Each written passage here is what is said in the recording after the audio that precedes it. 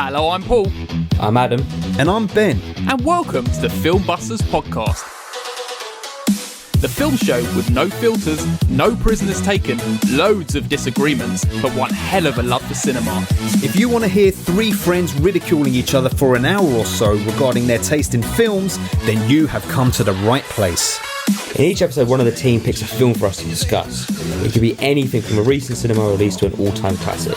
So, strap in and get ready to get mad or get vindicated as we guide you through the murky world of being a film geek. If you like what you hear, you can also find us on Twitter and Instagram using @FilmbustersPod. You can also find each of our individual accounts. I'm at Filmbusters Paul. I'm at Filmbusters Adam. And I'm at Filmbusters Ben. If you want to use your eyes instead of your ears, you can also visit the website at filmbusters.pod.co.uk.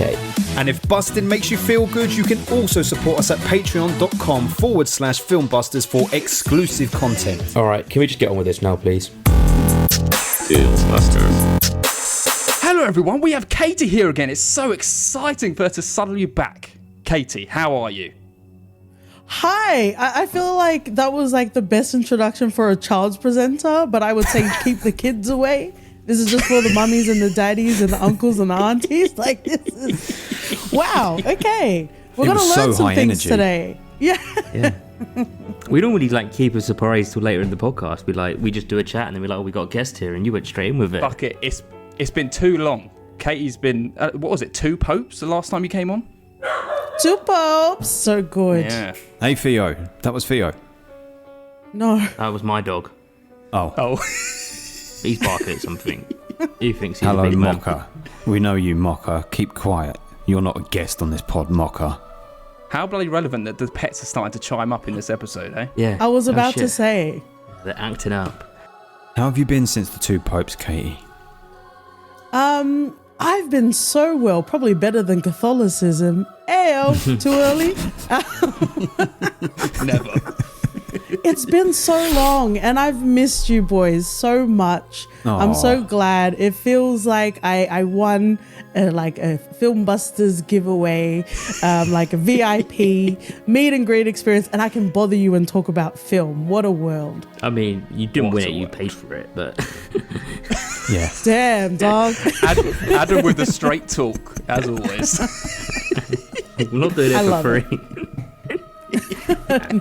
We would do it. We did it before anyway. Yeah, Adam has like a set amount of words he will say during this recording and nothing more. He's already blitzed through about 50%. This is very strange because, as listeners of the podcast know, we've been struggling to record as it is anyway. And this episode, because of various things, and this episode has been scheduled, confirmed, postponed, scheduled, confirmed, postponed, and finally it's happening. It's very hard to do it across the. We've already started the year, haven't we? And this is the film that's meant to start the year. This is the film that was meant to start the year, but we had to jump ahead and do another film from 1989 to just. Well, me and Paul did it. Off. You didn't. Oh, that's true. I wasn't even on it. The podcast is just like falling to bits. Yeah. The fucking 1989. wheels are falling off. We've kicked the round off, Katie. What film are you doing and why did you pick it? So today we are doing Pet Sematary, and I'm very, very excited. Friends and lovers, hello. If I am new to you guys, I have a podcast with my delicious, lovely partner OT. Very delicious. We also He is talk delicious. He's too delicious for words sometimes. I know. But yeah, so we talk about TV and film, but there was a moment where in our schedules, I kind of took a side quest and we talked about the rap beef with a lot of guests. And if you're aware, this is not the rap beef with Shakespeare and whoever else he was fighting with. I'm assuming he didn't write everything. Christopher Marlowe. Well, there you go. I am learned. See? Christopher You Marlowe. are learned. And I'm also learned enough to know that Shakespeare might have like stolen stuff, so he probably had ghostwriters too. Absolutely. Isn't he quite famous for having ghostwriters? Well, there Marlowe. you go. The Drake of the age. But in that, I still wanted to cover film, and there were films that were referenced throughout the Kendrick Lamar and Drake beef. And Pet Sematary was actually on the first track of Like That. It's okay with all these nines, you're going to see Pet Sematary. and this is where we are. And I would also say that we watched the 1980, The Boogeyman, right before this one, and that was wild. So it was really nice to get to Pet Sematary, and I think the stars just aligned, because when there was time for me to come on, I was like, this is it. Like, we haven't really talked about the film, but Baby Gage is everything, and I'm very excited to talk about this. I'm excited to talk about Baby Gage too. The original Chucky. I'm equally excited to talk about Baby Gage. I thought you were going to say something else, Ben. Oh, what? I'm not excited by it, Baby Gage? I don't know. Your face was like... Well, no, I'm just saying, yeah, Anyway. I like to talk about the Baby Gage.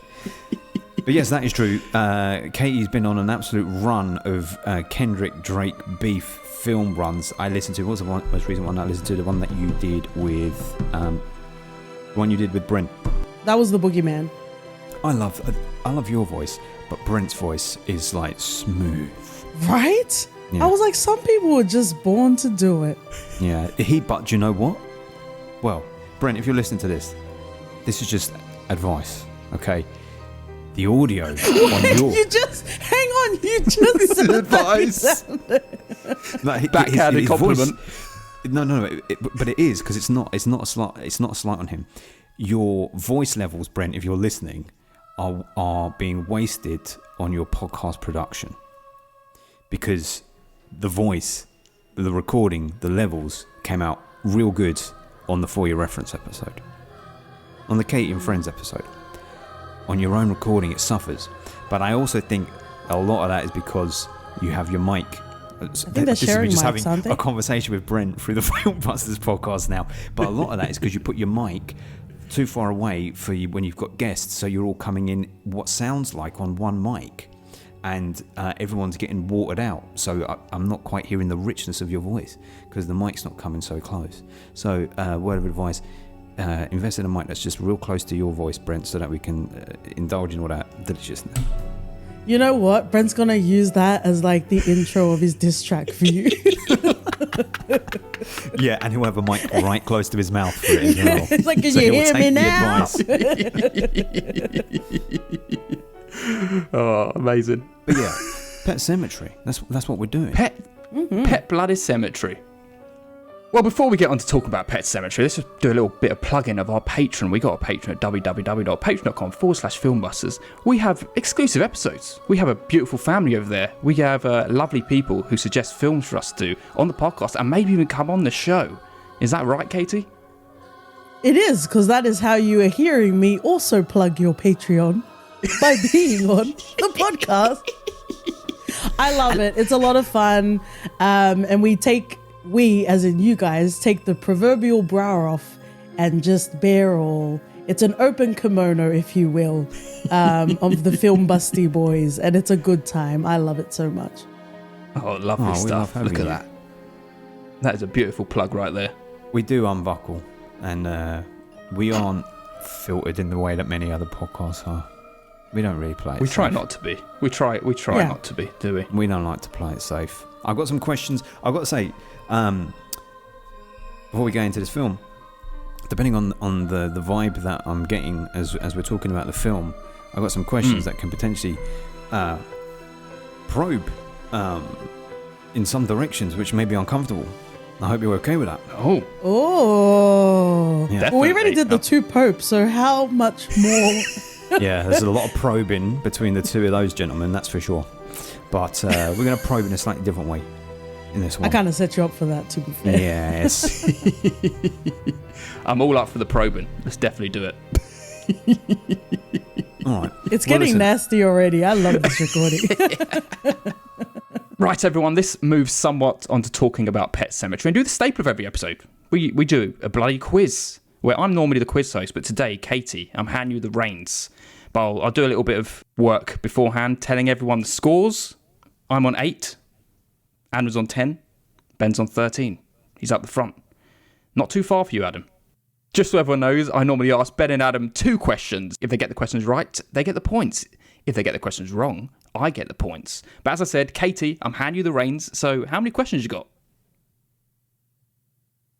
Oh, was I supposed to prepare questions? Oh. Do you not tell her? Sorry, did you ask me and I missed Did I that? not? Did I not tell? Oh, maybe I forgot. Wait, Katie. I'm pretty sure I This did. is fine. I'm pretty sure I did. All this stays in the Make 'em up. episodes. All of this stays in the episodes. I love this chaos that we've been having in this episode. It's absolute chaos. Because when you said that, I thought this was like a bit. I thought we were doing a bit right now. The bit is you. I am. You're I the am. bit. I'm the You one are to the be butt laughed of this at. joke. Oh God, I don't have any. Because truth be told, I'm probably the one that's watched it like the furthest ago. Well, Okay. you could either Or should we- wing it off the dome. You can make or- up. You can make up some general questions. Okay, how many questions? I can probably like get some off the dome. How many do I need? Do two. Do two. Yeah, two's perfect. Just two? Yeah, just do two. You can do more if you want to do more. No, that's okay. Do 3. Let's have 3. Make it hard.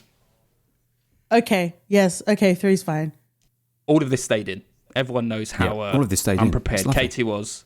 But these are going to be some Yeah. wonderful questions, I'm sure. Yeah. That'd be great. In your own time, Katie, whenever you're ready, let's get some questions.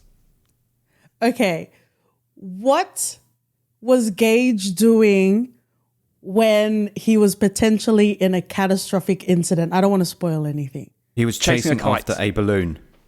A kite. No, he it was was chasing his Paul. kite. The was handle to his Paul. kite. Too late, Adam. You're coming about an hour I said late, the Adam. handle to his kite. I gave more information. Paul got it. Yeah, but isn't it who gets it right first? Yes. Yeah. You're the. It's Paul. I mean, you're the quiz host, Katie. You decide whoever gets what points. I got it more right. No, you didn't. Okay. Don't even try, Adam. Don't even try, Adam. Well done, Paul. I thought it was a balloon, but yes, you're right. Thanking you. It's not. So it's not Pennywise. no, No, it's I not. was getting Pennywise. my kings mixed up. This is gonna be so chaos to edit this episode.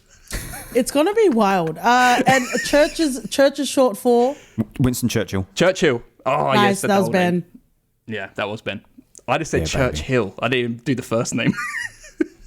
Yeah. What is the wife's sister's name? Oh, Good question. I'm just gonna say Lindsay. I can't remember. I'm gonna it's say In my head, it begins with a B. Jodie. Okay, you know what? I thought you guys knew what it was because you just watched it. Now I have to go into my notes to find it. You were hoping we were just going to give you the right answer that you didn't even know. Well, I thought these were off the dome questions, and this was supposed to be like the easiest version of it. I'm gonna say Dorothy. It's definitely not Dorothy. This is chaos. Zelda. Zelda, there you go. Yeah. Ocarina of Very Time. good. So everyone got a point then because we none of us got that. That point defaults to Adam. Is that right? No, that's not right. No, It just it doesn't just get goes points. into I just think it goes obscurity. into the ether. Yeah. Okay. It collects with all those other points that the patrons earned over the time. Well, that was good work without any prep, Katie. Was that enough questions? I loved it. Yeah. That was great. I'm so sorry. I'm just here to analyze, discuss, and giggle gaggle over film. I don't play games around here. The only that reason was I much paused more on the entertaining first than if you had. question because I was like, "Is the question that simple?" I thought I was waiting for like a second part. Oh, look at this sass. Well, Adam, you didn't get any points, so there you go. The scores. Thank you, Katie. The scores at the end of that. I'm on 9 points. Adam, you're still on 10 points. Ben, you're on 14 points. Steaming away. Well done. So we move on to talking about Pet Sematary.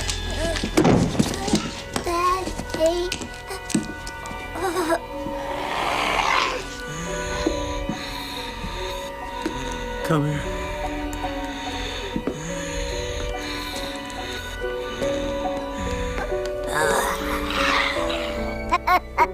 Come here.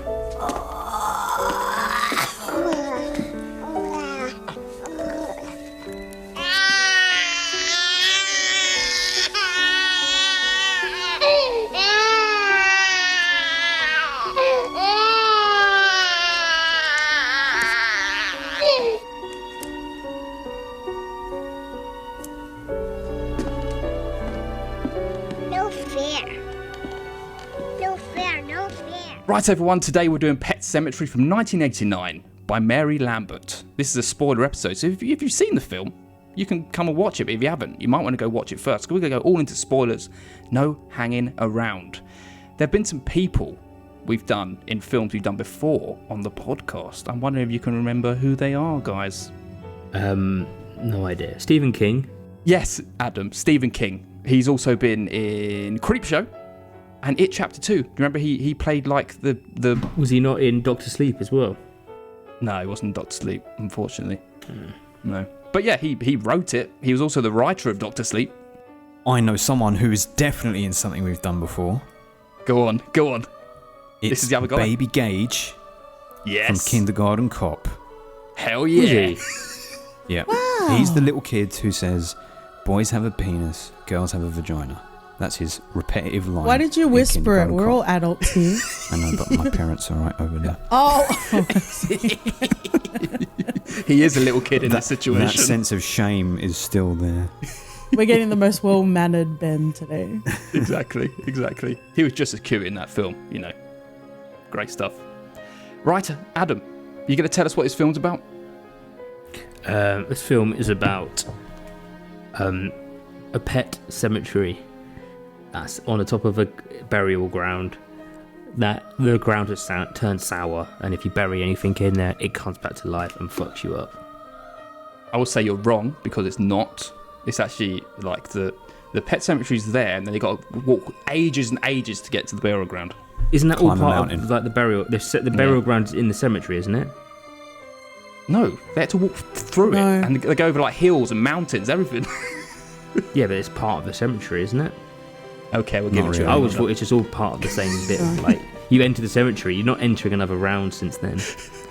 I mean, it is weird because it's called Pet Cemetery. It's the concept is you bury pets, they come back in the pet cemetery. But yes, you don't do it at the pet cemetery. You do it above No. and beyond. So it Yeah. is You weird. walk through a pet cemetery, and you walk Yeah. and walk and walk, and then you bury it there, and then that animal walks back and murders the shit out of you. Not even necessarily. That animal won't even Oh, murder you, really. Winston Churchill didn't do no murdering of anyone. Just a bit of scratching. Well, But I tell you what did do murdering don't was the activate doggo. me by saying that bit. Oh, yeah. Yes. Very He's good. done nothing wrong ever. The end. Yeah. There is. Well, I don't like that the cat must be called Winston Churchill with the negative connotations of Winston Churchill being put on the cat. The dog, there should have been a dog called Winston Churchill. The cat should have been given a nice person's name. Well, there was already. Do you reckon the Churchill insurance people were around before then, so they couldn't name the cat after them? So they had to. The Katie dog asked doesn't them get to the have to name the Churchill cat. insurance Such a reference. British That is so reference. uniquely British. No one's going to get that outside of anyone who lives in England. No. I think the thing's got to go on Lewis, right? Lewis and Rachel, because they're the ones who kind of named the cat that. So they're obviously like got hero worshipping Winston Churchill, so they named the cat that, right? That is true. Why would you, as an American Because they're couple- American, aren't they? Actually. That is a weird choice. Maybe they just loved his style. Maybe. I want to talk about like different pets that we had growing up. I've always had a through line of dogs, Oh yeah. but I've also had guinea pigs. I've also had freshwater turtles, which were the ones with like the long necks. Oh no, I didn't have them. Yes. No, like a long neck. Are they terrapins? The terrapins are the ones that bite you. They're the snapping bastards. Did you name all of them, Katie? You had. I don't know how real we want to get because this does cover some very real themes of grief and death, especially about pets. I think Okay. I might have erased the fact that I named them because I got so sad about losing all of my pets. Like humans, I could do without. When it comes to animals and pets, I get really like emotional and sentimental about. And I hope you don't play on course. that later, Ben, with your questions. He's going to go, Delete what two. point did you start crying? Let me delete 2 points. But I just want to quickly say that we did have a pet goat and his name was Billy. So like when they talk about the greatest of all time, we had a goat. You So had they- terrapins and goats, and that's pretty cool. No, she didn't have Is any a terrapin a terrapins. type of turtle? She just had a normal turtle. I said, was Oh, it a tur- terrapin? Oh, Yeah, so you I had said- a I big asked that turtle. question. You had a big turtle rather than a small terrapin. Now I'm getting like inadequacy issues now. No, a My turtle's turtle's not big better. enough for you, Ben. Turtle's better. The terrapins are little. Were they heroes in a half shell? That's the question. They're the Turtle Ninja power. Turtles. Never mind. Yes. I Thank thought you, that Adam. was a I reference. had a tortoise for about a week. Not a turtle. They live a lot longer than that, Adam. Yeah, the dog ate it. Wow! There you go. You've really wow! Adam raises brutes. Adam raises brutes. They got a gladiatorial arena of like animals. Yeah, one day it escaped and the dog got hold of it. See, with Adam's pets, if you bury Adam's pets in the pet cemetery, they come back nice. They come back decent. They go in there rabid and feral. Terrible, Adam. What was yours? I had 2 tortoises, yeah, and we called them Billy and Georgie because we didn't know the sex, so we thought we'd give them 2 names that weren't male or female because we had no idea. Or like Billy Piper. Yeah. I was about to say, Yeah, there's there no you go. female Billy, but there you go. Are your tortoises still alive? Billie Eilish. No, There's another Billy. they got like parasites inside them and stuff. Ah, We are going down our own paths today. I also had a hamster, and yeah, we had a guinea pig. that's it, and just loads of dogs. We had loads of dogs, loads of guinea pig, loads of fish. I had a hamster called Schmeichs, named after Peter Schmeichel, the Danish goalkeeper for Man United, who was my hero at the time. He was blonde. He had blonde hair like Peter Schmeichel's. And we had loads of fish as well. We had a pond with loads of koi carp in it, about 90 koi carp. They were beautiful. I also had Koi go for a pretty coin. That's a lake. That's not a pond. Yeah, well, it was a large brick pond in the garden. Fucking large is like if you got 90 carp in it, that's got to be. They're all dead now, obviously.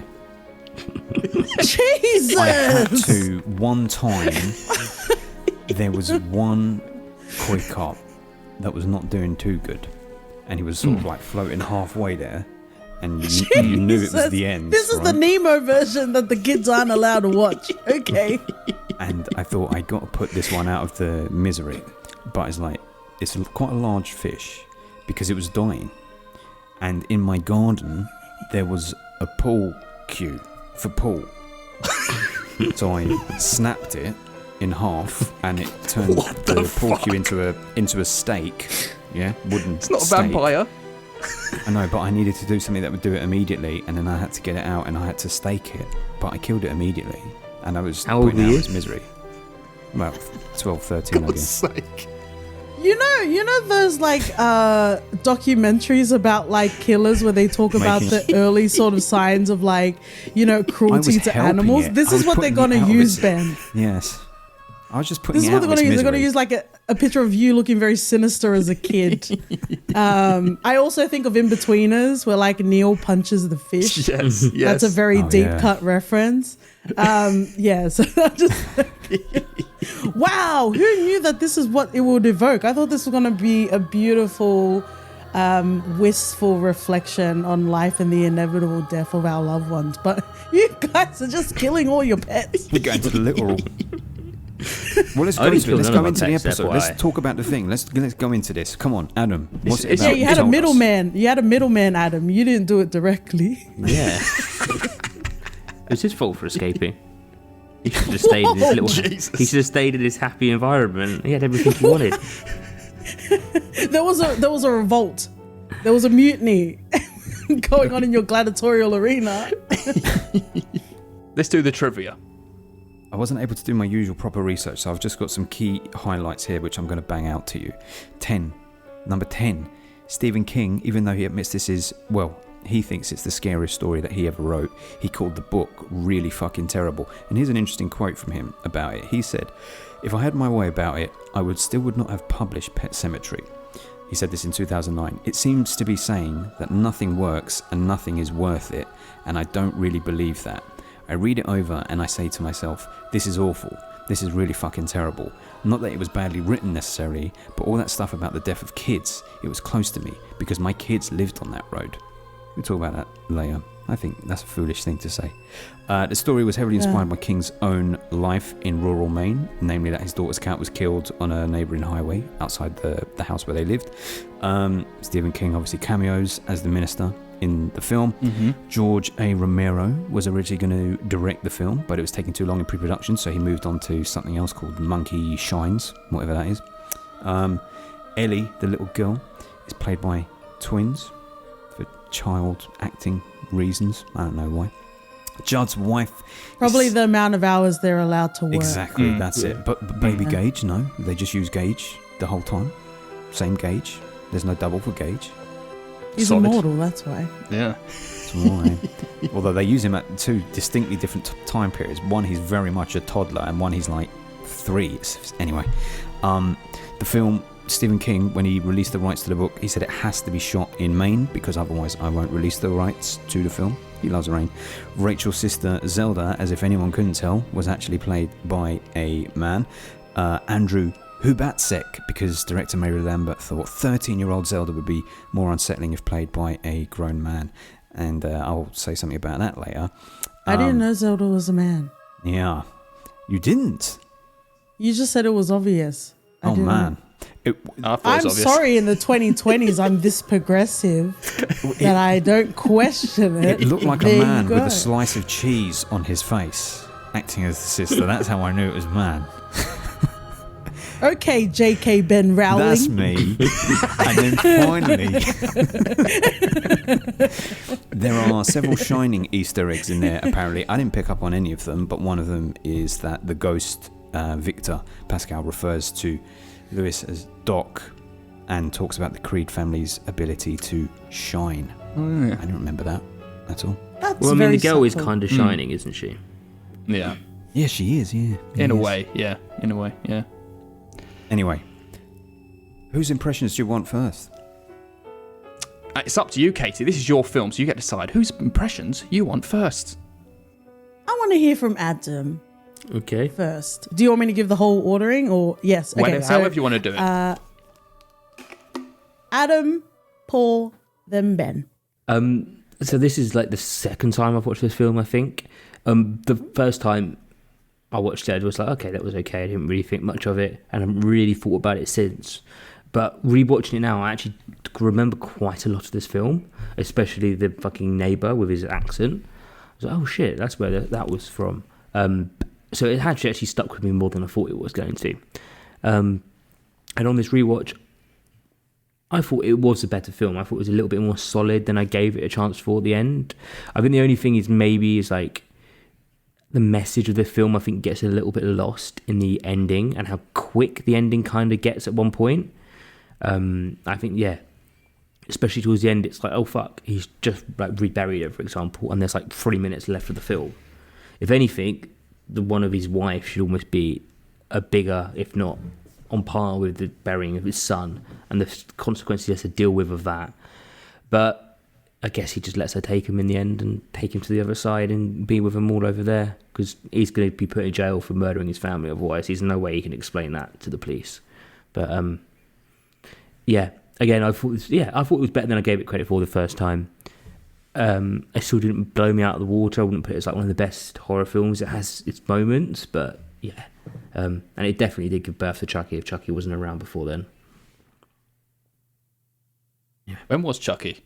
Child's He Play. come out. Was it 87? Yeah, it feels like 87, 88. Well, they've copied each other. That kid is Around fucking about that Chucky. time. 88. Year before. Okay. Is it me? Yeah, the shoes. Mm-hmm. It's always been you, Paul. No, thank you. Aw. Because you're not killing your pets, that's why. He killed his turtles. He gave them parasites. I didn't give them parasites, Adam. They just got them from somewhere. From you. Funnily enough, I only saw this film for the first time about 2 months ago, and so this was like my second watching of it. I think it's a great plot for starters. At its core, though, I think the core plot it has a lot of loose ends, I think, and extra elements that I think add nothing to the rest of the story. But for the positives, Judd is a wonderful character. I absolutely love him. I love his energy and that just majestic voice. It's just so great. I really enjoy it. But the star of the show is Miko Hughes as Gage. He is just incredible, and he could have only been like 2 or 3 years old. Maybe it might have been like maybe it's like a few months or 4 months shoot. So maybe he obviously did grow up, maybe Ben, in that time period. So that's a big amount of time for a child to grow up in that time period anyway. But he fucking nails it, even to the point of that ending. It absolutely pulls on your heartstrings. It's so emotional, and that's the last thing I really want to talk about as a positive, is the whole like moral quandary and the struggle of just wanting your little boy back, and regardless of our lead Lewis not really putting across the emotion, because he's not really the best actor in my opinion, even though he's not as bad as the little girl or girls who played Ellie. She is terrible, rubbish, absolutely not good at all. I'm sorry to say, I absolutely disagree with that comment. Really? The little girl was brilliant. I didn't think she came across as natural at all. It felt like she was just reading the lines.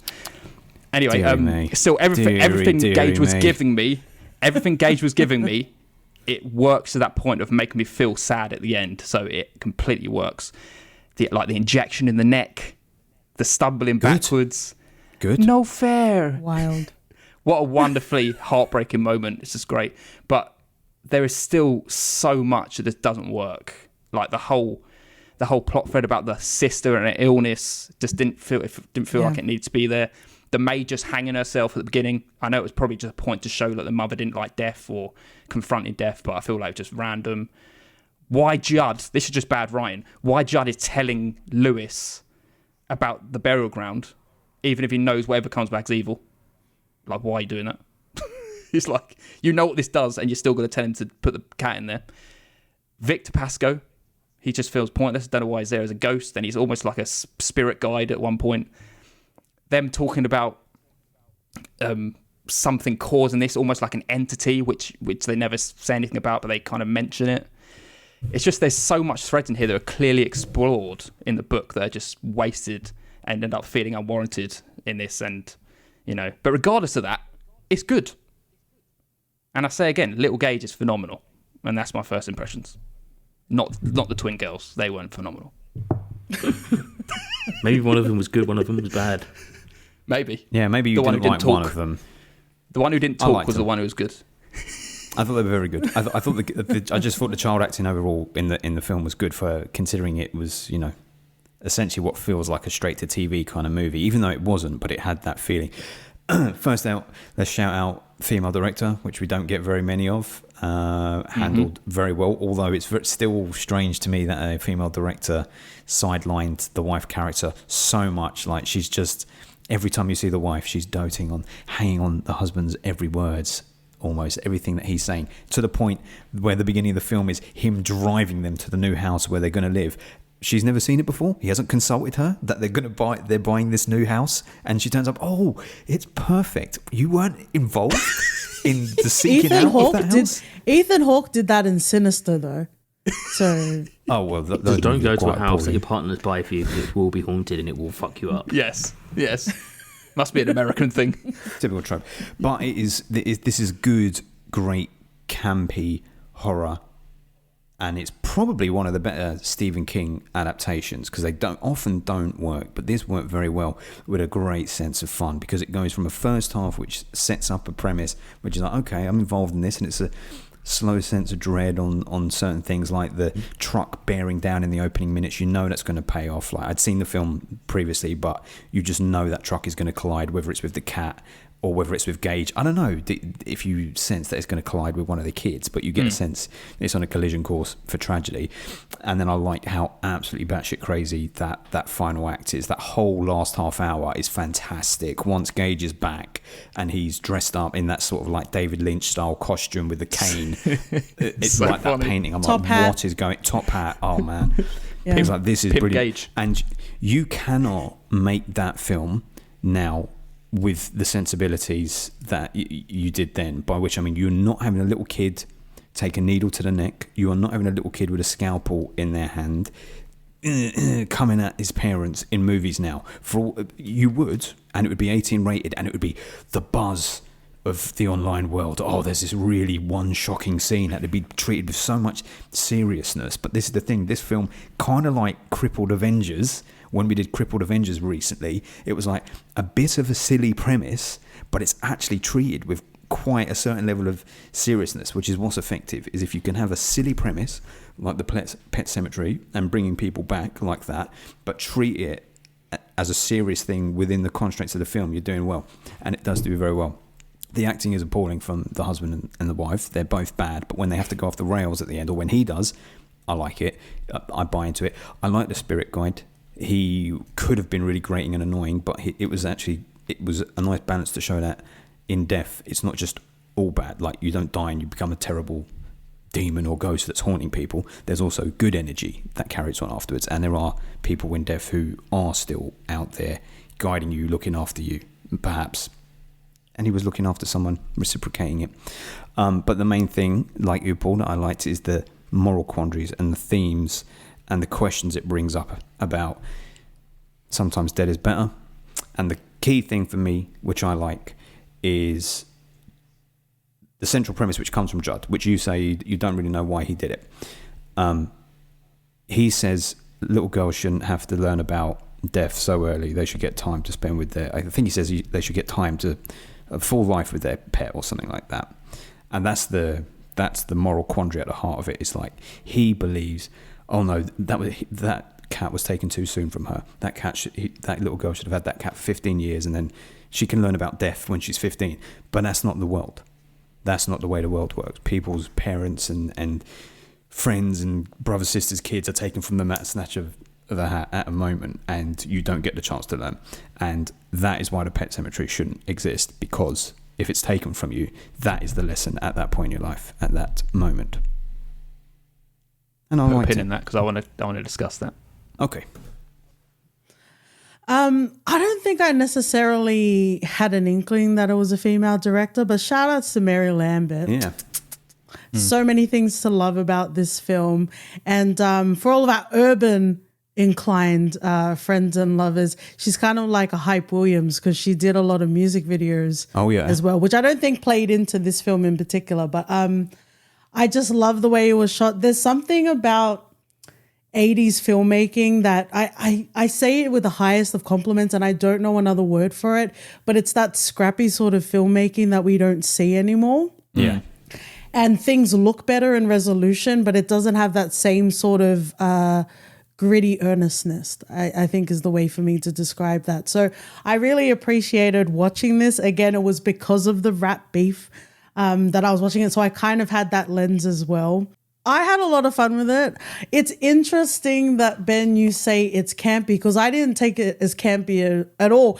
Even though I realize I'm saying Baby Gage had a top hat. Yes. They played it quite straight. Like, they played it quite serious. They weren't trying to make a joke that this is a kid, ha ha, hee hee. It was like, no, this kid's actually, the kid like, was he's going, still a ha, kid, ha, hee, but hee. he's trying to, yes, but he's actually trying to do it. He's not like, you know, doing some Chucky sort of one-liner or that sort of thing. Like, it was kind of like Child's Play before the Chucky franchise went campy, right? Yeah. There was definitely a lot that, like, I just did that eye roll thing that you see in Evil Dead. Like, there's always some woo mystical indigenous knowledge. And that's kind of what happened with the burial ground. And I was like, that's why, because you white people are using it to resurrect things that are supposed to be dead. Like, stop it. I enjoyed the premise of the film because, it was interesting, because when I did the review, I did it with Andre, and he has a kid. So it was cool hearing like his perspective. And I think it is very sobering, you know, talking about death and the acceptance of it. And maybe we're going to talk about it in more detail as well. But this is exactly it. Because even when OT and I were watching it, I was like, I feel like Stephen King had a scenario like this, because it felt so real. Like, how do I navigate those conversations? And then the wife, the subplot it didn't add anything. I think it kind of just got in the way of the airtime. Which subplot? Like, she could have just said, about Zelda. Like, I don't think we needed that at all. I don't think it added any sort of texture. Some wonderful friend and lover told me that Stephen King's wife actually helped him write his female characters, and I feel like this happened before because like the teacher had stomach problems because she wasn't married. And it was like, okay, Stephen King. And yeah, even like the wife being like just the subservient sort of, yes, thank you so much for the house that I had no idea about this big sort of decision. Which wasn't a big part of the film, but it was something to note of like, okay, now. I think I understand why there was so much of like the despeраcy of the resurrection of it all, but I think it was like, come on, man. At some point you need to realize that you just need to let shit go. But I guess that's the point of the film, right? But all in all, I had a great time. And I think it's also like, it's kind of the vivaciousness of the premise of Film Busters. But like, it doesn't have to be a great film to enjoy something either, right? Yeah. There's always something to take out of it. Mm-hmm. Absolutely. Yeah. Yeah, exactly. It's a very fun experience considering like the serious topics that could come out of it. It was an entirely fun experience the whole time you're watching it. Yeah. Yeah, I sure. was like, yeah.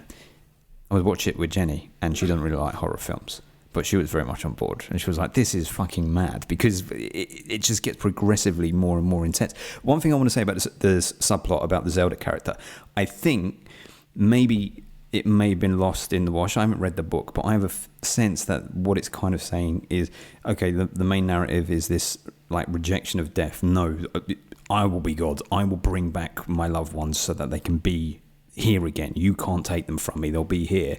Whereas the wife's whole thing with death was she had this blame and this guilt over the death of her sister because the parents left her alone with her, right? So she had this... She didn't seem to have guilt. She had resentment from my part. The husband definitely, on her behalf, the husband was like, your parents should have never left you alone with her.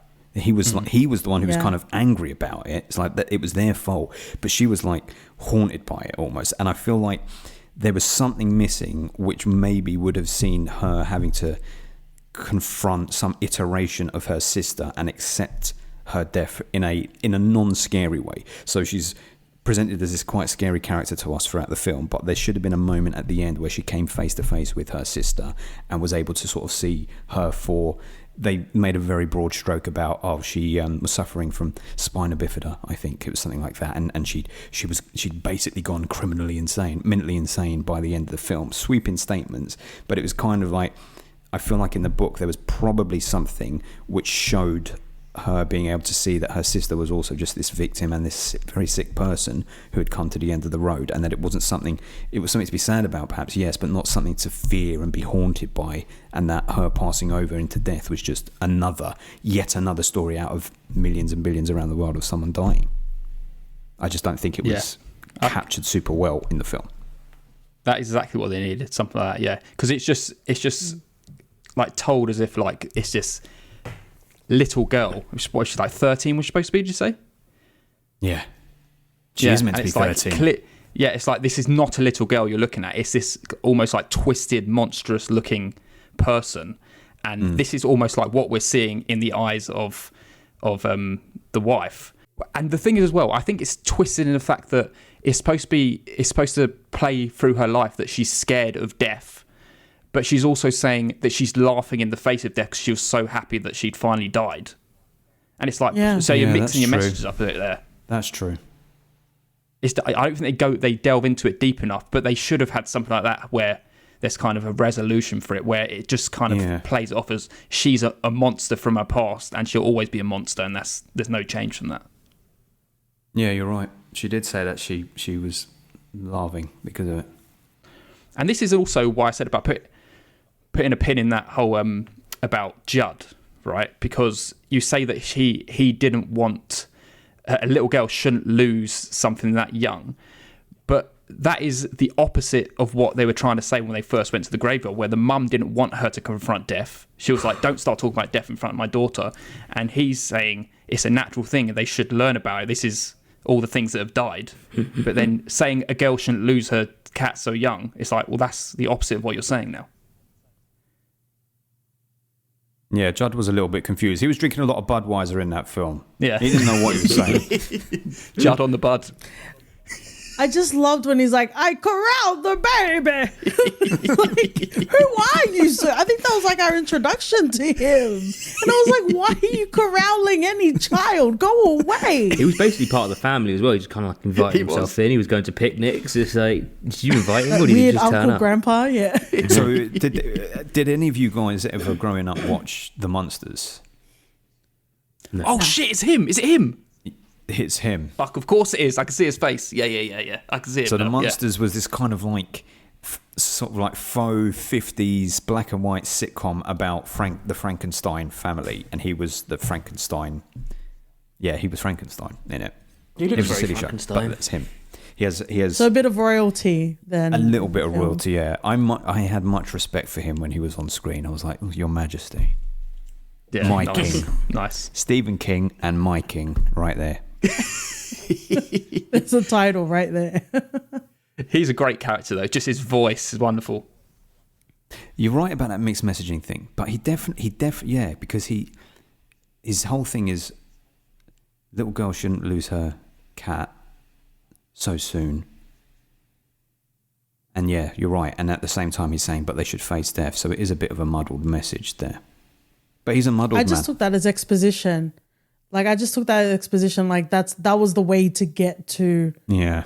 that part of the plot. But then if you think about it, like he had a little doggy that he couldn't let go. Yeah. And I think they called him Ragman, like his Native American best friend. Yes. Ragman. That I don't know if Micmac is an indigenous peoples, but that's what was referred to in the film.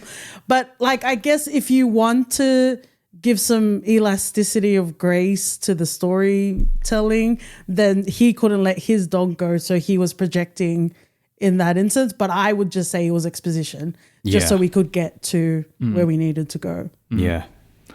But clearly, like his dog came back as rabid as well. It's like you show this shot of like the mum, and it's shown as like this monstrous thing behind the washing line, and it's like it's a monster, right? I thought for 1 minute it was going to kill the mum, and I was like, and you're just going to bring this cat back exactly the same? What are you doing? Yeah. But maybe it was because he thought, well, okay, it's a cat. A dog can attack and kill someone. A cat can't. A cat can scratch. I don't Scrat's like leaf- this cat's this lethal, this man. propaganda you've got going on, Ben, against dogs. Hey, listen. This is your second very deliberate jab you've taken at the canine world. I am not anti-dog. I am pro-cat. I see you as the villain in John Wick 5. That's what I see. Oh, very much so. He's the person who kills the dog at the beginning of John Wick. He's the one who starts it all off.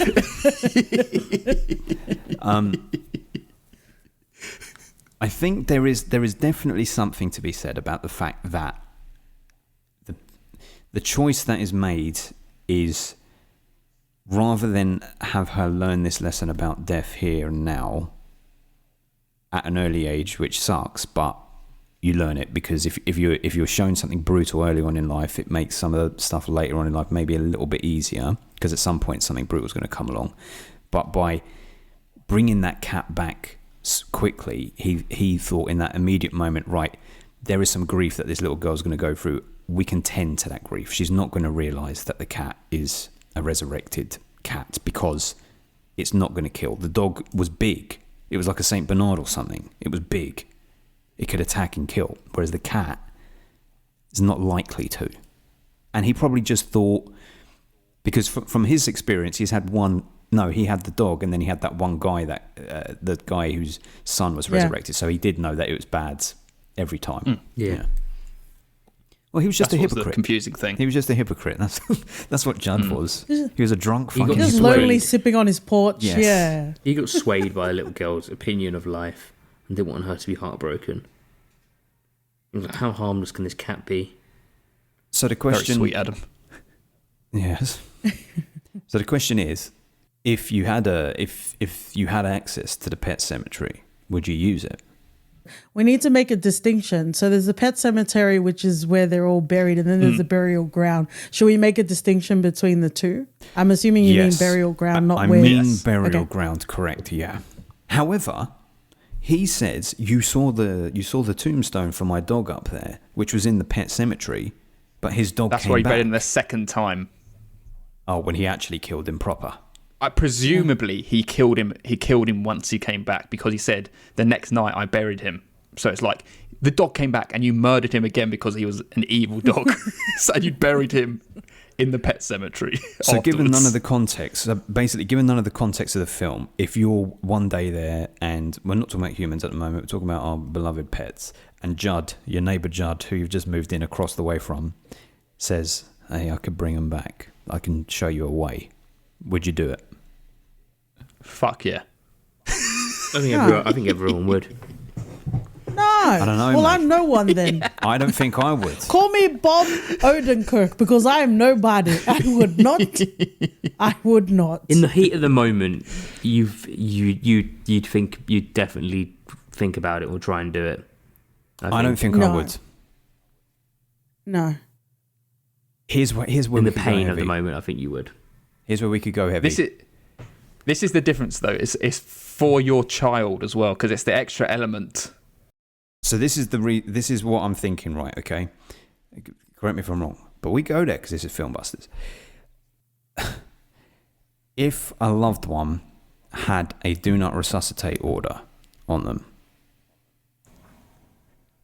and you're in that position where you can override it, even though their wish is do not resuscitate, but you think there's a chance you could resuscitate and bring some form of them back, brain damaged, some paralyzed. Am I right in saying that based on our answers, Paul and Adam, you're more likely to override? Well, that's the person's wishes. That's the person's made a wish Yeah. that Alright, you fine. have to Okay. respect. That's But the then only the thing that's slightly reason different that there. you are doing that is because you expressly know what that person wants, and that person's expressly said they don't want to come back. Whereas when you use a pet cemetery, you don't know, so you are just thinking about yourself. Yeah, but like the kid getting hit by a truck, he obviously, that wasn't in his plans. Like, Yeah, Gage had a DNR. He got that Taken drafted too at soon. 6 months. he lost his leg. His leg was in the tree. Was it? I didn't see that bit. Was it actually in Well, the his tree? shoe was his shoe was flying around. No, his wasn't shoe. His shoe. But I think the distinction is the fact that this film is that it's a child, right? It's one thing bringing your daughter's cat back because you're like, okay, I don't want to. The annoying thing is you the are on wife thin made him ice here. the wife made him promise. I'm going to promise the cat's not going to die. It's like, how dare you make that promise? It's like, how dare you? Yeah. Anyway, and so she was just like, okay. And at that point as well, he did not know the cat was going to come back as well. He went up there with Judd Yeah. and he buried the cat. And then afterwards, he told him what's going to happen. So that was not under his control. When you find that power, right, that this can happen, at this point, he doesn't know there's not anything wrong with the cat. It's just scratched him once, right? It brought a dead mouse into the bath. So what? It was a rat that he this dropped point- on him in the bath, which was hilarious. Cats do that, don't they? They bring you presents. It's fine. So when it comes to a point when your little child has just got hit by a truck and you know there's this power that can bring back something dead, you're immediately going to think, I'm fucking doing it, no doubt. Well, see, now you are in the unique point of view of being the only one with a child, but you are potentially not representative of everyone who has a child. Substitute that for Jenny. She got hit by a truck and you know there's this power up in the hills. A cat's been brought back. Are you going to use that on Jenny?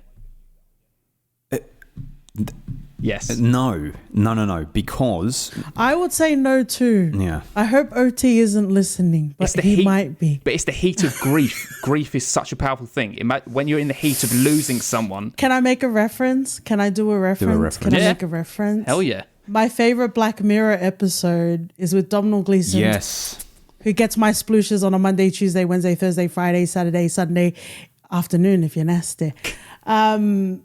But that is very much about not even the delaying, but like the reluctance to even grieve at all.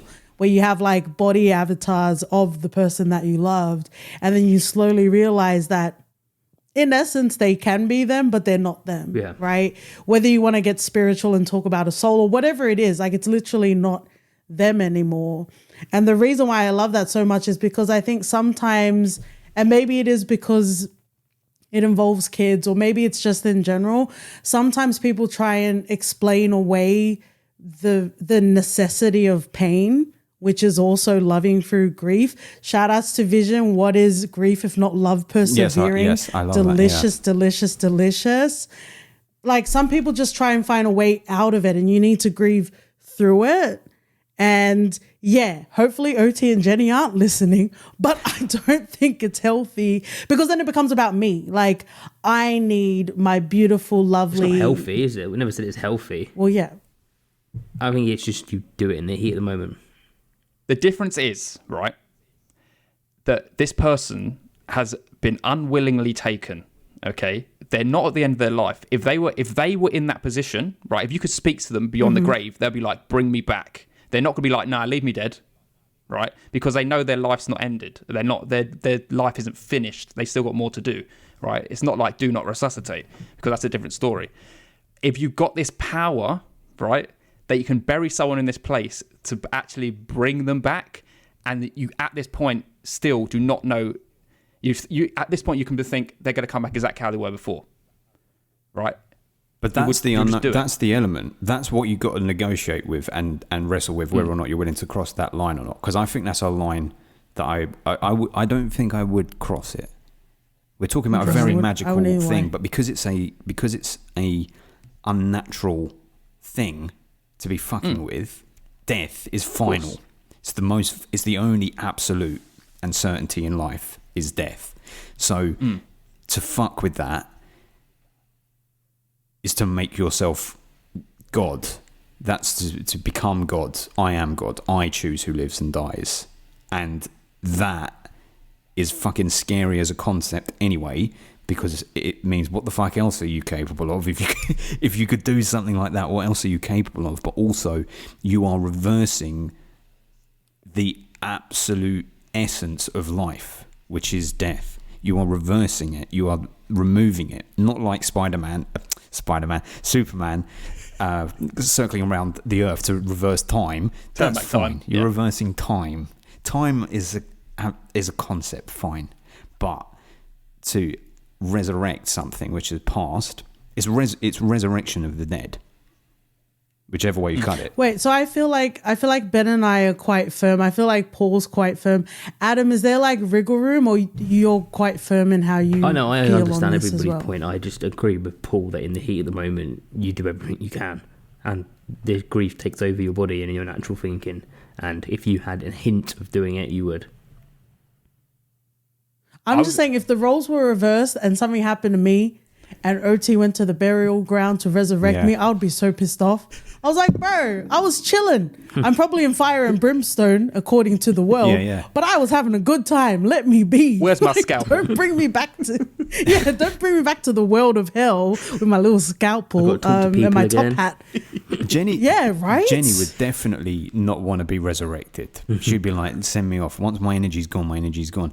But you know what? I can't remember who said it. It was either you, Paul, or UK, who said, actually, I'm wrong. I think it was you, Adam, who at the end said, why are you discounting me from this? I know, apologies.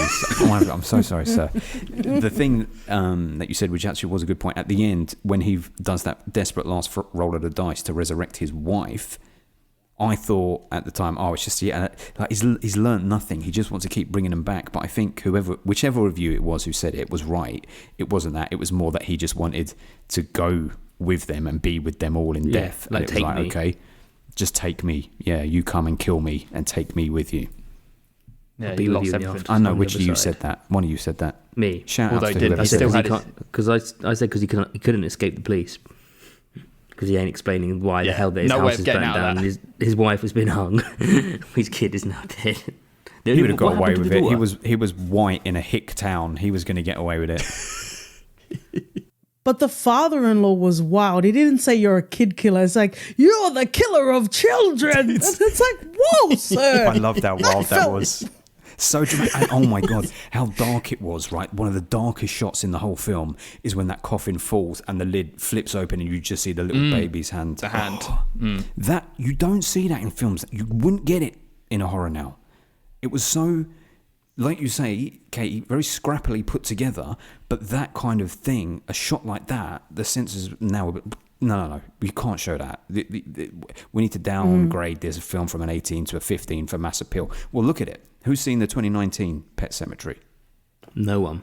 I have. I saw it. It's horrible. So sanitized all the way through. Just dreadful. None of the magic of this film, none of the moral messaging, none of the uniqueness of a baby Gabe going crazy. No scares. I thought this was scary. Did you think the film was scary? Creepy, yeah. Haunting. Yes, good. But that's what you want from a film like this. Because you could go in and be like, yeah, Pet Sematary, right, okay. Well, the pets are being buried and coming back. It's stupid. But if you get haunting, creepy, scary, that's one. If it's making you feel that, it's winning. And I think the whole Gage getting hit by the lorry, that whole piece of film, is just like Shocking. Tension building. Like it's, Yeah. It fills me with dread just watching that. Like, oh my God, why you turn your back on this child? I don't know. It's one of those things of three adults. Yeah. Yes. 3 adults were there. It was a windy day. He had a kite. They were facing the right direction as well. They could see the kid. Yeah. It was just a dad who had his back turned. Also, in these stacks at the end, lol, you'd be pissed off. But then he tripped and he didn't even try to get up. He just tripped and he was like, oh well. See, it was his time. It was his time.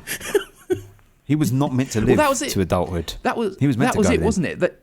That was another element that they tried to introduce, which doesn't go anywhere. Judge tries to say that it was they wanted to take this little boy away because they messed with the burial ground. That it wanted to take something from them, and it's like that wasn't explored either. And it's like there's some interesting stuff. There must be some interesting stuff in the book. Paul was like, you should have taken the daughter instead. Yeah, take her. Interestingly, about the son and the daughter thing, before Gage dies, you notice the dad giving all the love to the daughter. Yeah. A couple of times actively rejects Gage. There is the one point where he's not around when they've gone away to his wife's on the phone. parents. So like, do you want to speak to Gage? And I don't know what he says, but it's basically something dismissive. And Gage comes on the phone and says, "I love you, Daddy," and he says nothing, and he just stares like really angrily. And Gage repeats it, and then it cuts. And then there's another. Basically, he's always with the little girl. And then when the baby, I don't know if that was a way of saying, oh, he was really neglectful of the child. That's why the child died, and now he's racked with guilt or what. But it was an interesting choice, very much so. Yeah, I noticed it too. Yeah, for sure. I think he's more. I thought it was more because he's a boy. And Maybe. what? And be a man. Be a man kind of thing. Be a man. Go and walk across that road and don't worry about it, baby boy.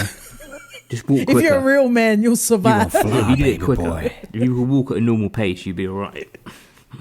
There is that whole thing of like daddy's little girl and like the mummy's boy and stuff like that, and that is generally sometimes how kids go, and maybe that is another reason why he was closer with the little girl than the little boy. He left the little boy in the car. They all got out when they first went to the house, and he got the little girl out and started walking off of her, and just left the little boy. Yeah, he was very. The mum had to go get his him. daughter. Yeah. That's why he wanted to come back, because I want to play with you. Like he wanted to. And here's the thing: when you're trying to protect someone, he's trying to protect his daughter ultimately from the fact that her cat died. She's the only one standing at the end of the movie who's now got to deal with a whole new level of grief that no human being should have They to didn't deal with. even mention that at all. And live with those horrible grandparents of hers as well. Yeah. Yay. Just I'd go leave and it bury home alone, myself. probably. That's what I just said. It's like a second film where they explore what happens to the girl.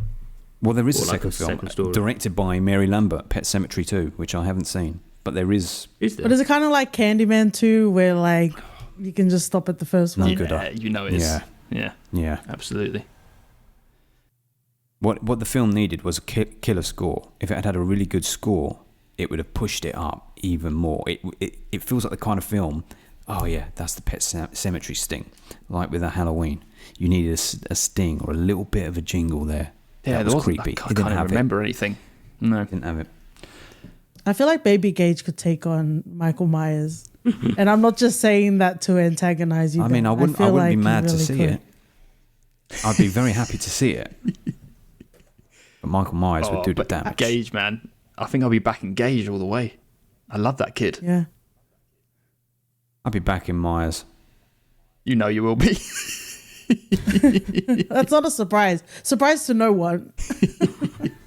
Let me just talk Gage about was Victor feral. Pascoe. This entity that kind of comes in. He's almost like a spirit guide. And the reason it didn't work for me, I think it needed something that tied it back to everything. Because he was just a random guy who got hit by a truck. That's the only thing that connects him. He got hit by a truck as well. But he then becomes this kind of entity that is trying to protect our lead from the inevitable thing that's going to happen. And then also like get into everyone else's minds along the way to try and stop this thing from happening, which was good. But if it was someone relevant, it would have had more meaning.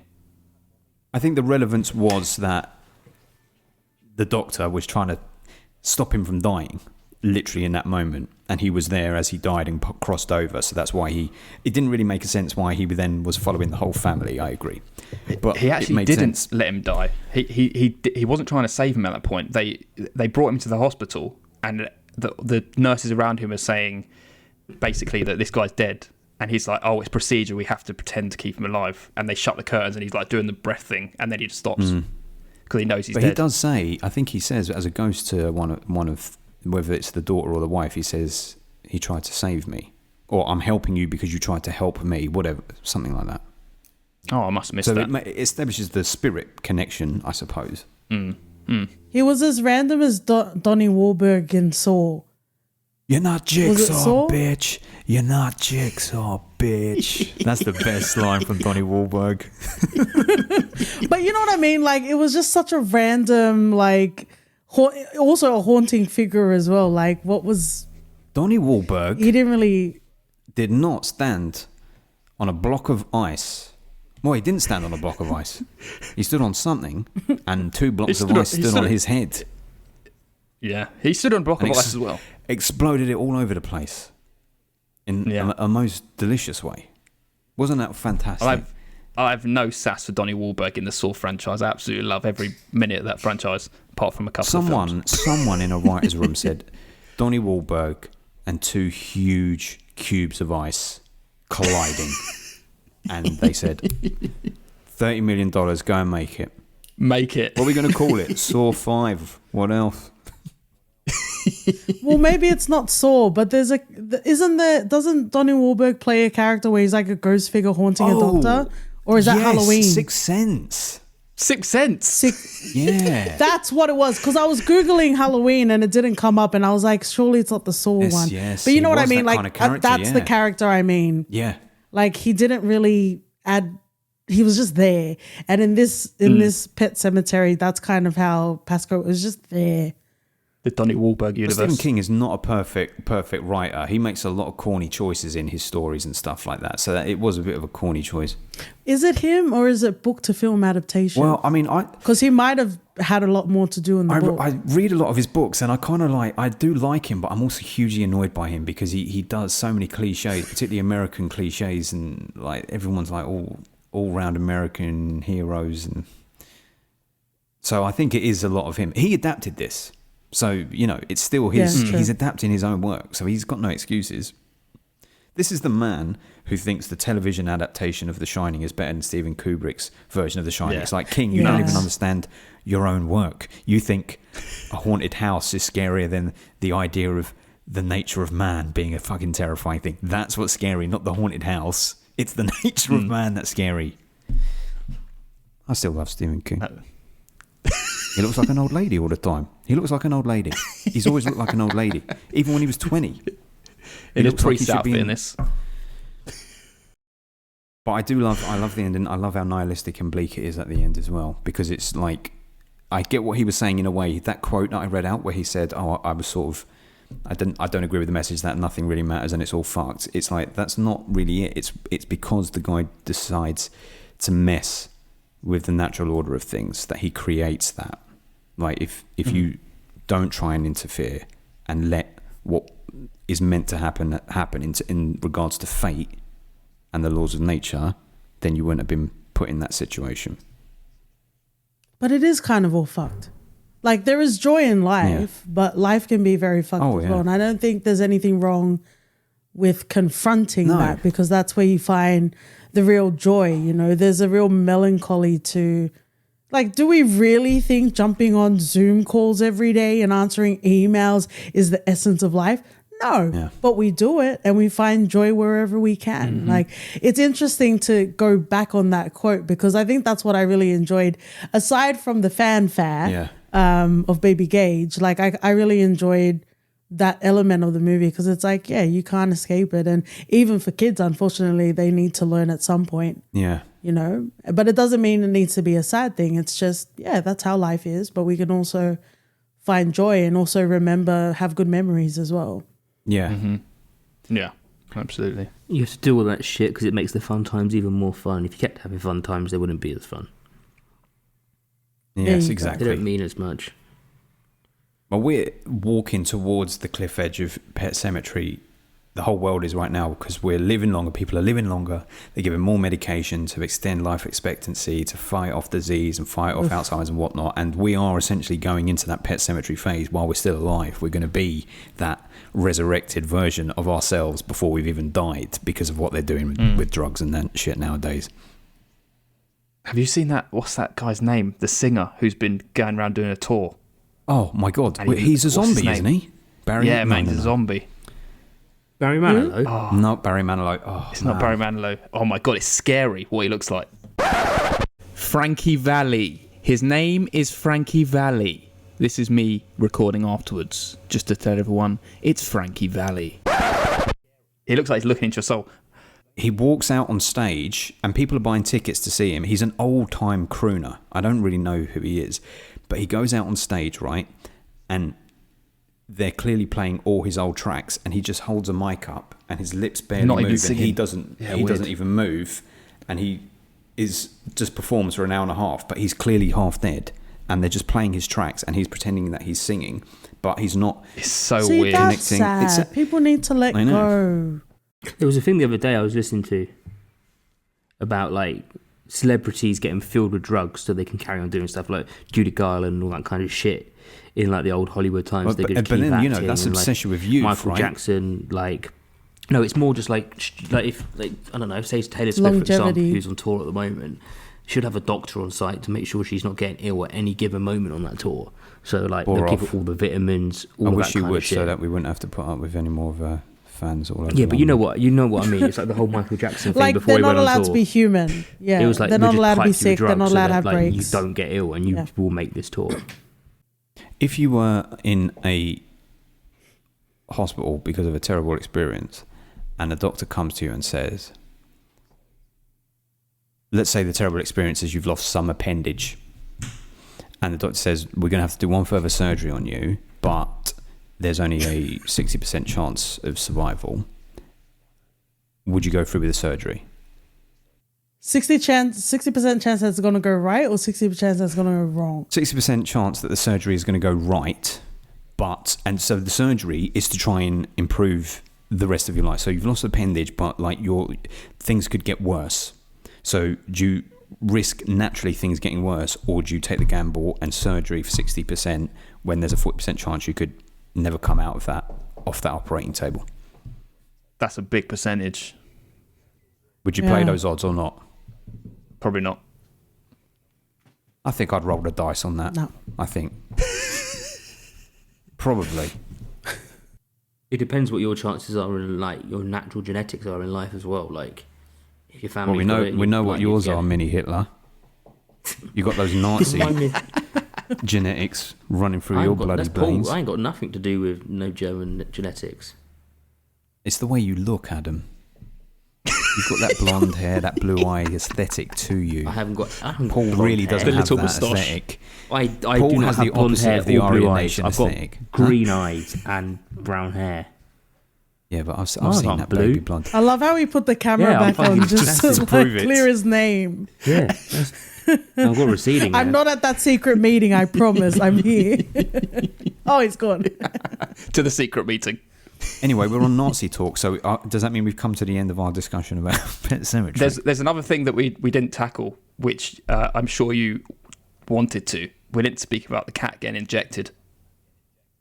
So, obviously not very comfortable for me, but they had a vet on site who administered that injection, and they had a member of the American Humane Society on standby. I mean, there's many things that happen with animals in films, and like, I obviously don't want a cat to just be sedated, but do you know they had 8 cats played Winston Churchill because they had to have a cat to do different things. One had to scratch, one had to jump, one had to meow. It was a very good-looking cat, I'd say that. Yeah, I love the look of the cat. I feel like that cat has better contracts than like actors in Hollywood. I will only scratch. That's all this cat will do. I'm the hisser. Yeah. One thing that I hate, No I've further. said this before in past podcasts, pet peeve of mine with cats is when they have them do that hissing and meowing every time they move. Cats just simply don't do that all the time. But also in this movie, they had him meowing and his mouth is closed. It's like, stop that. I saw that. We see the Stupid. cat's mouth's closed. What are you doing? There's no ventriloquism in the cat world, so don't come out with that nonsense. Anyway, I was pleased to see a cat. But at least when it got resurrected, it's unexpected what the cat would be doing at that time, so it could just be hissing all the time. At least you can have that. Yeah, true. Very true. Yeah. Why don't we have a franchise? I want to franchise a Baby Gage. You got Why? Chucky. It's a, Maybe, yeah. but that's not the same. Maybe it's a prequel to Chucky. If you remove the soul of the killer and make out like it's Gage that went into Chucky, you could have a That'd be prequel, fun, an wouldn't it? unofficial prequel on your hands. Dumbala wouldn't allow that. Dumbala, give me That's the not power I canon. beg of you. I love it. I just think in a world of like IP only, non-original stories, I would just love to see it. Well, speak we to got Stephen King, man. Pennywise. Get your fan mail into him, and say we want to see more. I've got to tell you, I'm reading a Stephen King book at the moment called Fairy Tale. It's turned out to be very not good. But the central premise is an old man has a dog called Radar, who is aging very, very sick, very, very sick, and the old man dies, and then this boy is sent to this land with Radar, the dog, to go on a magical Ferris wheel to reverse the aging process and send the dog back to puppy stage so it can live a full and healthy life again. Stephen King certainly has fears about, if not his family, then his dogs, his pets, aging and dying. Which is very sweet for a man whose whole career is based on scaring people with bloody and horrible things. He's like, I just don't want my dog to die. I mean, it's an interesting thing, though, isn't it? Just in general, because it happens to us all. So it's something that will affect us all in some way. So the aging process is a very interesting thing. What can I ask? I would love, I don't know how it works in Australia. Maybe you have something like this. Probably not. Do you age? Yeah, do you age? Do you die out there? No, I'm actually aging backwards. I'm Benjamin. It's 'cause you're Buttoning upside right down. now. Benjamin. Yeah. When you're We've upside got- down, you age backwards. Be good. Was that the question? No. We have an organisation in Switzerland over here called Dignitas, which is where people, if you have a lot of money, well, you have to have a lot of Your money in order to do ashes? it.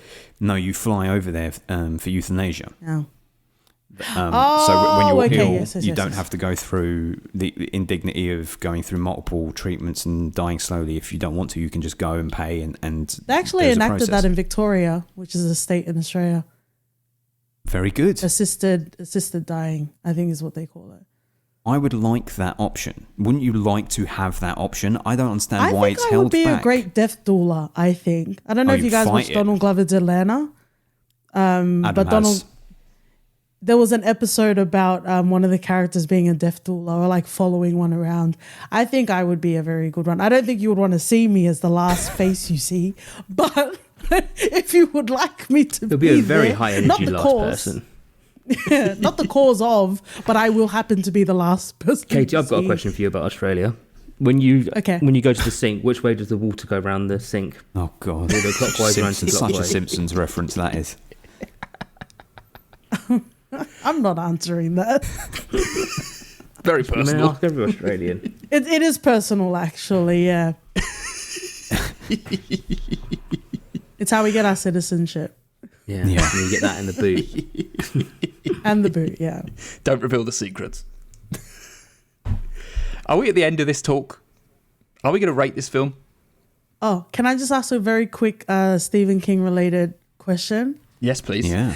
It wasn't even a trailer, so I guess Ben's not across it. It's not even, you know, how they don't even do trailers anymore. It's just like 30 seconds or nothing. Theo James, your fellow Mandem, Oh, yeah. Monkey, I think it's called. I think it's a short story of Stephen King. I've seen a Monkey. poster of it. I don't know anything about it, but yeah, that's come out recently. I just wanted to know if you guys had any thoughts. I actually don't know what it's about though. Oh, I've read it. I've read it because it's from Skeleton Crew, which is a sort of anthology book, but I can't remember what the monkey story was. It's a full film from a short story. What is it? Yes, I do remember that. Yeah, a monkey with the cymbals that is found in an attic, and when it gets wound up and it crashes its cymbals, every time the cymbals stop crashing, someone that this guy knows dies.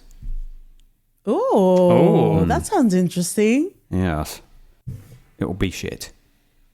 It sounds like it could. It sounds good, but then it'd be like, where does that go?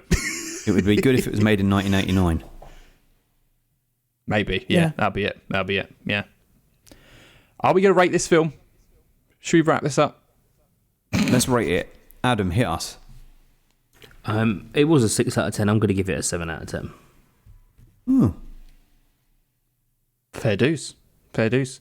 As I said, there's a lot wrong with this film, but there's also some great things that are right about this film, and it also gets the 7 from me. It was a 7 out of 10 from me. It's now an 8 out of 10 from me. I had a great time with it, and I appreciated it more than ever. Oh, look at that. You know what? I'm going to give it a 9 out of 10 because it was an 8. It was an 8.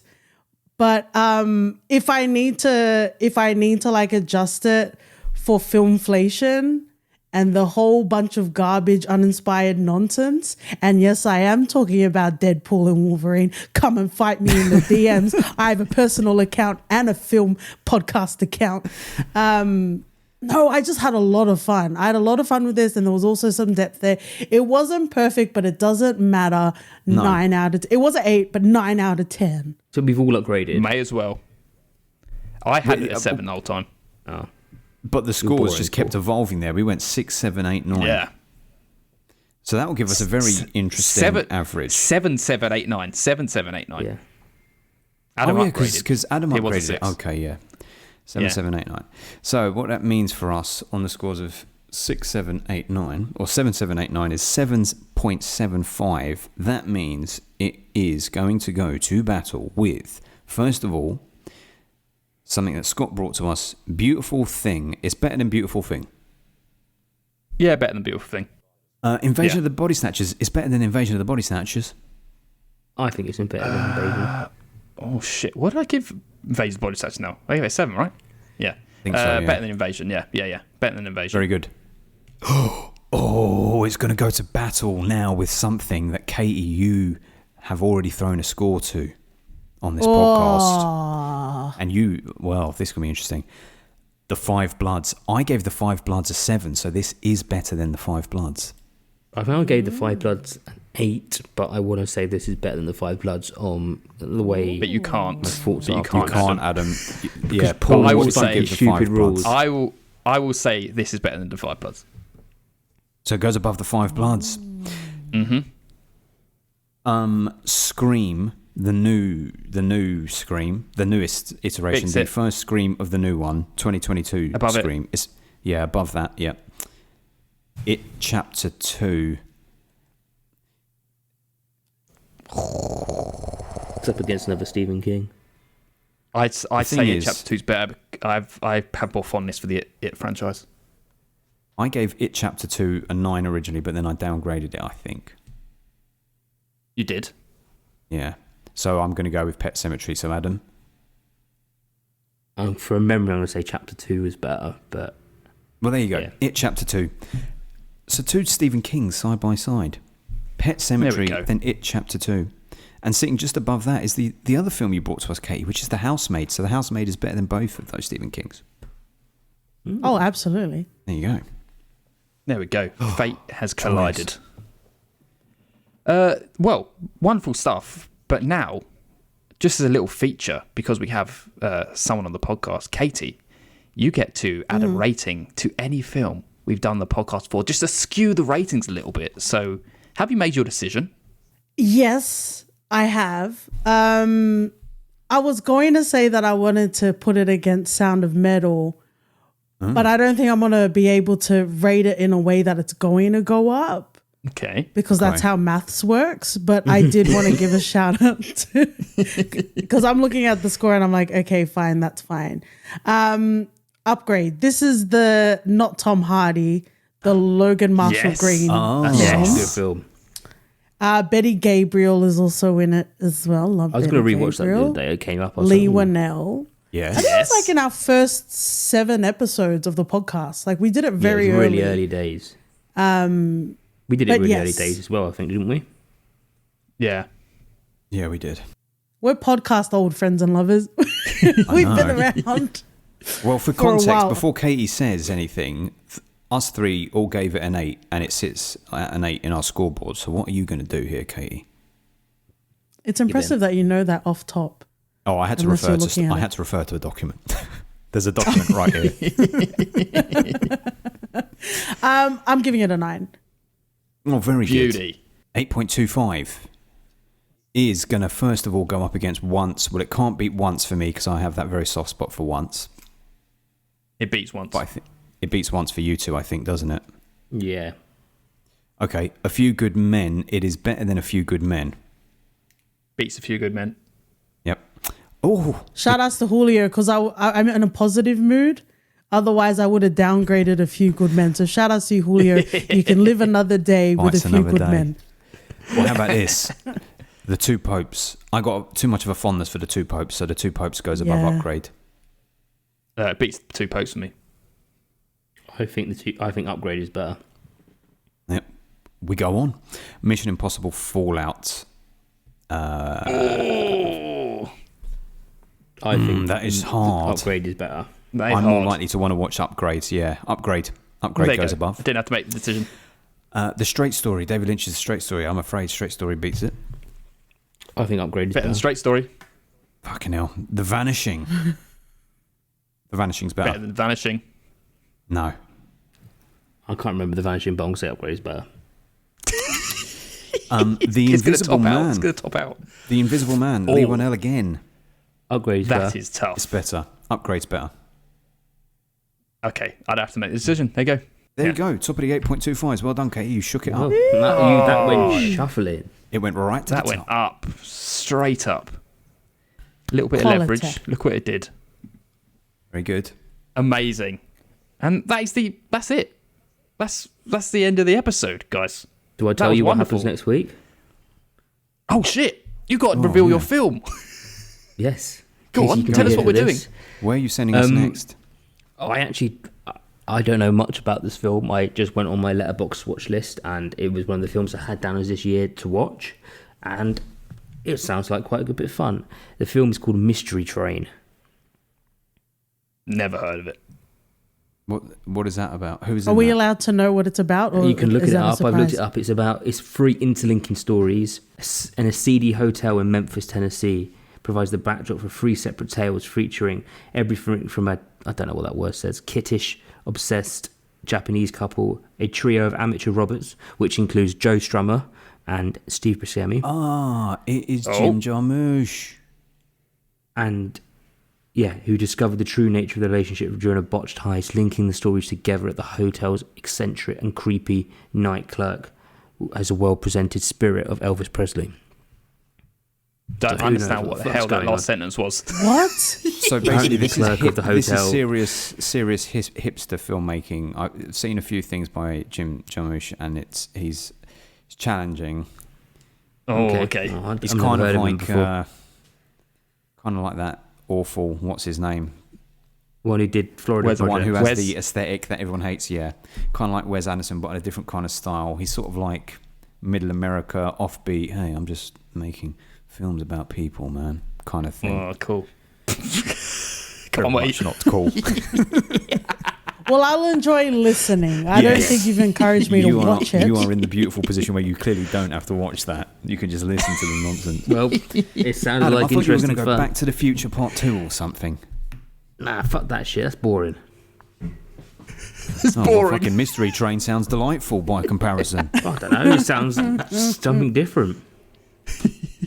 Well, What a it's always wretch you are. exciting. Delving into new wretch. films we don't know. We never know. We might love it. Bury it in the pet cemetery. Yes. Don't resurrect it. Something we do know we love is having Katie on the bloody podcast. It's been absolutely wonderful having you here, Katie. Once It's been a again. joy. Yes. Oh, And props, this is your first time doing it solo, right? This is the first time you've Oh, come yeah, on the it podcast is. without Otzi. You held your own. yes, but mum and dad are okay. Good. We're Okay. okay. We're Good. okay, kids. We can see the corner of his chair just ever so slightly in the footage, and he's there. He's there like the spirit of a lost Imagine. pet. We know. Is he He's around? crossed over. I think he's taking a nap, but like Adam liked to use The Simpsons, I'll use The Simpsons too. Do you remember when Homer made like a little tree vestige homage? Homage, I have yeah. that of OT. It's just like, everything's fine. It's okay. It's been Amazing. beautiful. It's been a long time. It's been absolutely but it's been beautiful. worth the wait. I hope you enjoyed the episode, Kate. I hope we did it Yes. justice. I did. Because we always love to go to the depths of love and the heart and the warmth of it all. And I'm glad we went there. But yeah, it was really nice. And there was a lot of fun as well. And it was so nice to be on. I will just be a voyeur now. And I will Yes. shrink into the background and keep you in my ears and my heart. Thanks for having me on. Long time friend and lover of you guys. I just love. Thank you. And we love you too. Where We can we love find you you, too. Katie? Where can listeners find you? Those who don't know you. I'll come find you. You come fight me. Deadpool Wolverine, that Drake ass movie. Twitter, Instagram. We're on TikTok. I get a bit scared over there. We're at For Your Ref Pod. Or your ref pod. And Go For Your listen. Ref Pod. It's beautiful. go listen. Now you can go and listen. When this episode drops, you can go and listen to the episode that Katie did on her podcast of Pet Sematary and compare and contrast. Oh, yes. Yes. Delving into other themes. We didn't even tackle the stuff you did. We just tackled a whole lot of other stuff. It's great. Oh yes, That's what podcasts are all exactly. about. So go and listen to the For Your Reference podcast now and hear the bits that didn't make this, and vice versa. Exactly. Beautiful. It's an expansion pack. It's a double feature. It's a 1-2 punch. It's beautiful. Can I leave you with Oh, one there thought? we go. Can I leave you with one thought? Is it Yes. about my audio? No, well, your audio was crisp. Your audio was sublime. Brent, I hope you were Call listening back. and taking tips. I was sadder when the cat died than when Gage died. Of course you were. Yeah. Any normal Surprised human to being no would be. one. I know your opinion on cats and I know your opinion on children, Ben, and it does not surprise me either way. Well, there you go. Yeah. It should have been When- the little when- girl, and then you would have been sad. When Gage was knocked down, I was like, climate change. That's one small step for climate change to do. That was natural selection. Is he like burning up all the fossil fuels? Is that what you're He's telling breathing us? up our oxygen. He's breathing up our oxygen. Busters.